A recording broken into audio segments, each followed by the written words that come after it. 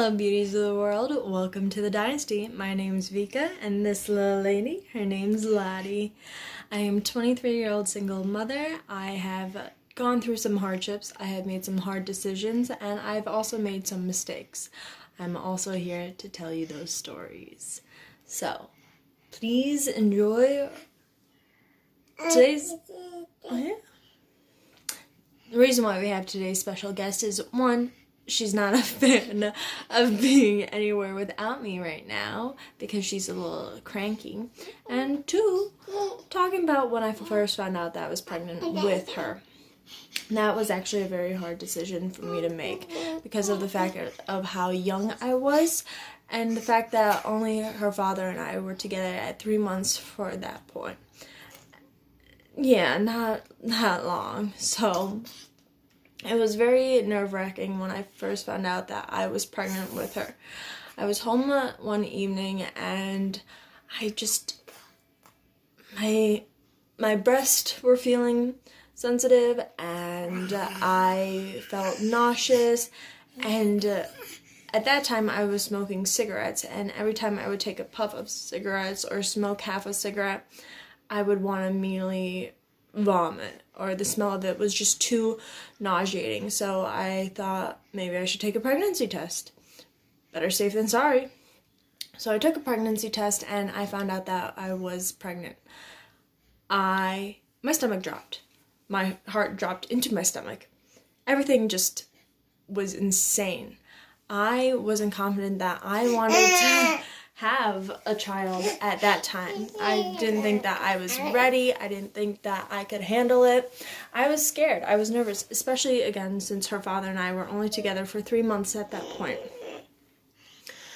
I eventually messaged him and his response was, "Is this a joke? Are you serious?"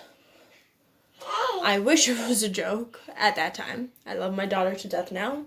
Never want anything else but to have her in my life, but at that time I was hoping that it was a joke. I was hoping it was a false positive. I truly did not want to be pregnant at that time.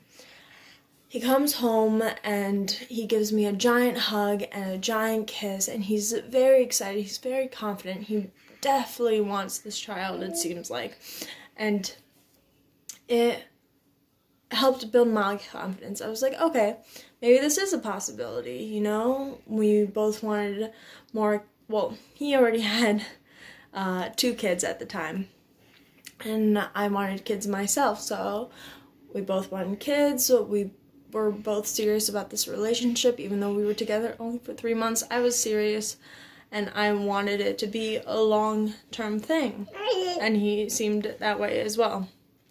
Obviously, we're not together, that's why I'm a single mom. But he's a whole different set of videos and all that lovely stuff. But his confidence helped me make the decision that I might want to keep the baby. At first I was thinking either abortion or adoption. Those were the 2 options that I was the most comfortable with. But after my first appointment with my doctors, I then spoke to my partner again about everything that was going to happen. Hey. And he was, again, very supportive, very confident, and his confidence made my confidence grow. And I was very excited. I was now very excited to start this family with him so early on in our relationship. Eventually we got married, and we eventually broke up, but the entire pregnancy was difficult. Not only was it because of the sickness that I was feeling and the changes in my body, but also because of the fact that I was basically doing my pregnancy alone. I went to every doctor's appointment by myself. I also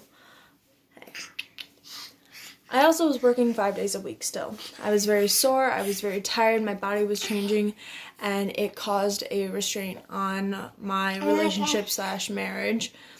And it eventually was what led us to breaking up.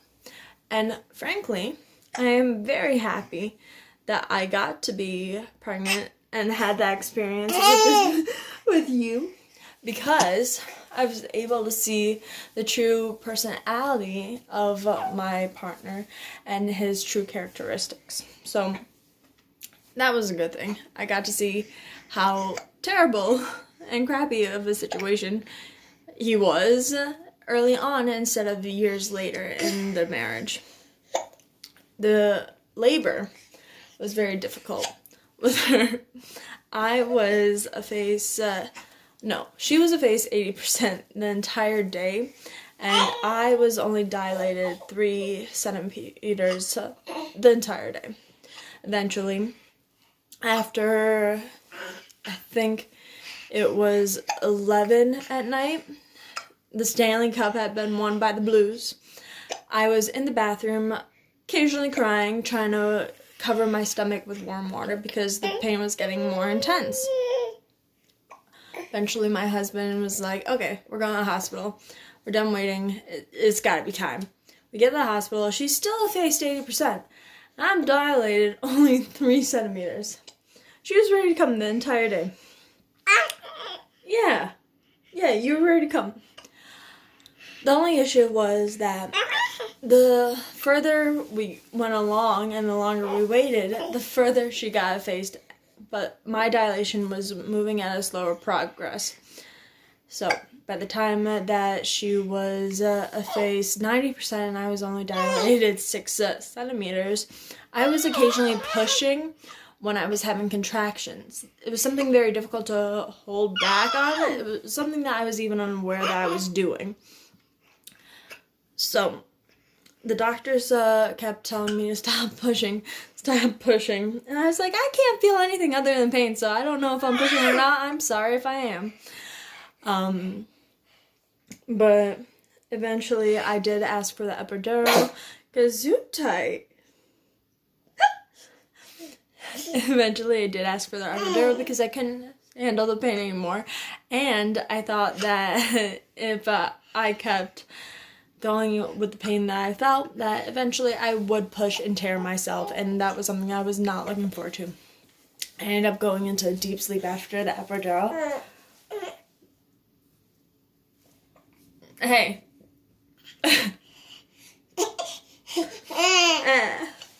I ended up going into deep sleep after the epidural, and it helped a lot because I couldn't feel anything. Nothing below my belly button. Eventually the doctor was like, would you like to start pushing now? I was like, yeah. So 15 minutes later, she comes out, and I didn't feel a thing. It was fantastic. And as soon as I held her in my arms, I was ecstatic. I felt like a true... I felt as though I was finally complete. I could not believe how beautiful she was. I could not believe how much joy and happiness I felt from holding this little ball of gunk that was covered in my blood, by the way, still. But I loved her so much, and I was so excited to be a mother from that point on. And I love being a mother from that point on. There are days where I cry in the morning because she wakes up and she's not hungry. Her diaper just got changed. She's just fussy and crying, and I cry occasionally alongside with her. It's frustrating, it's hard, it's difficult, especially being a single mother with no extra help. I gotta say though, I love being a mother, and I couldn't imagine not being a mother. And even though it was a hard decision for me to make in the beginning if I wanted to keep her or not, eventually I did make the decision to keep her, and I'm very happy with that decision.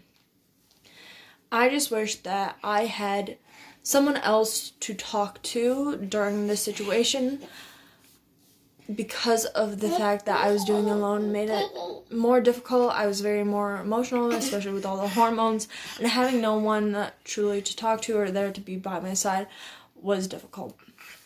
So if you're feeling as though you're overwhelmed, you're stressed, just it's okay to talk about it. It's okay to cry. It's part of being a mom. Those hormones are all out of whack. And even after you're done giving birth, those hormones are still all out of whack. And they affect how you feel and think afterwards on a daily basis. That's about it for today, beauties. If you liked it, give me a thumbs up. If you didn't like it, give me a thumbs down. Leave a comment so I know what I need to do to make my stories a little bit better or whatnot. I just really wanted to post today. That's why this seems like a little unplanned, because it was. I wasn't really sure what I was going to talk about today, and she's been very loving, so I thought, why not do a video with her? And that's about it. Have a great day and stay safe, my darling queens.